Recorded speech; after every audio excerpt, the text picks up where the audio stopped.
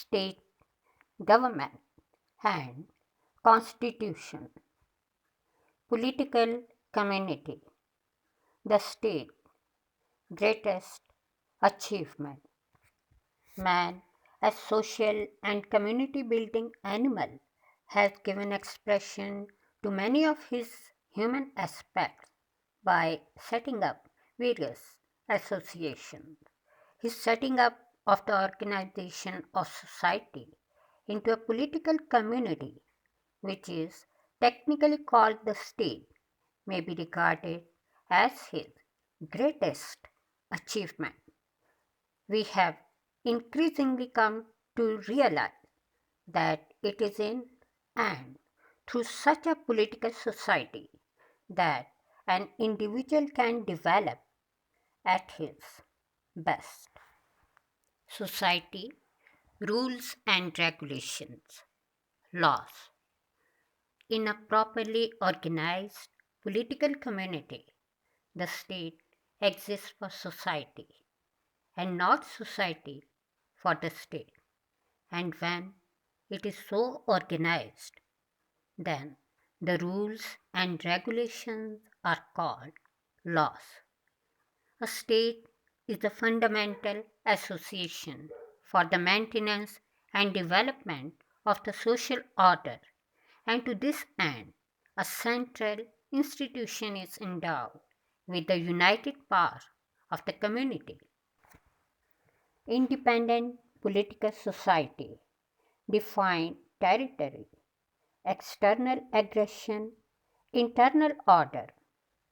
The state may therefore be described as an independent political society occupying a defined territory, the members of which are united together for the purpose of resisting external aggression and for the preservation of internal order.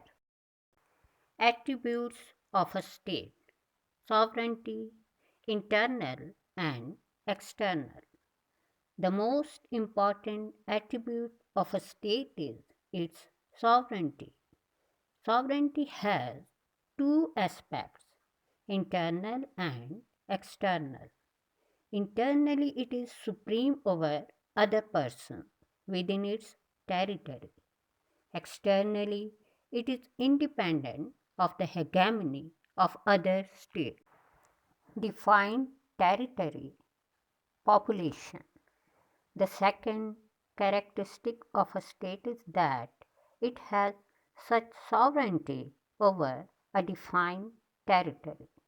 Though theoretically it is possible to imagine a state without a territory, yet all modern states are territorial states.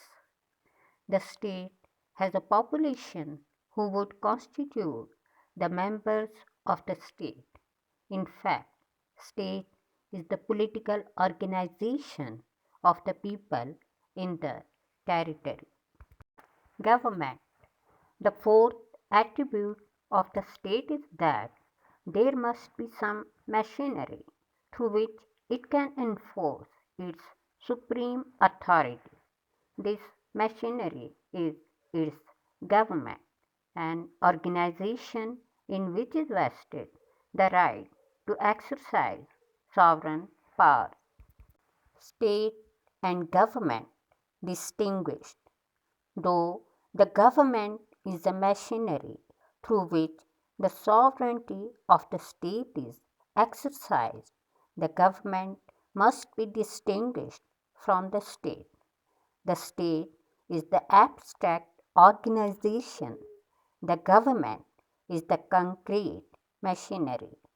The sovereignty is located in the state, and the instrumentality through which this sovereignty is exercised is called the government.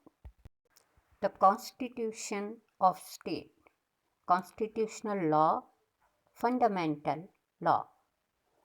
A constitution lays down the general and the fundamental principle on which the powers of a state are to be exercised. In this sense, constitutional law is often described as the fundamental law of the land.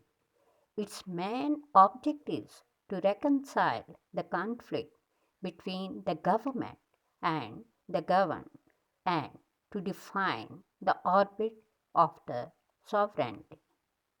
When we speak of constitutional law, we speak of that law which comprises the collection of rules which establish and regulate or govern the country.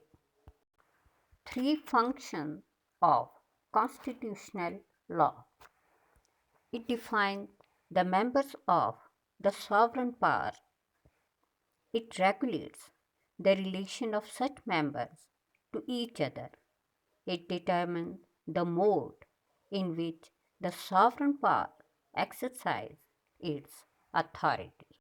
Classification of constitutions: monarchy, democracy, and aristocracy.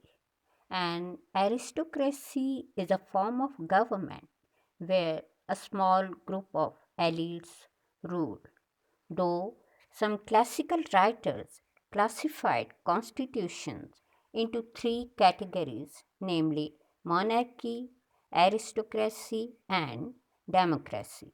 Such classification is extremely unsatisfactory in the modern context. For that matter, no two constitutions can be classified on any single basis. The classification has to be on the basis of different aspects of the Constitution.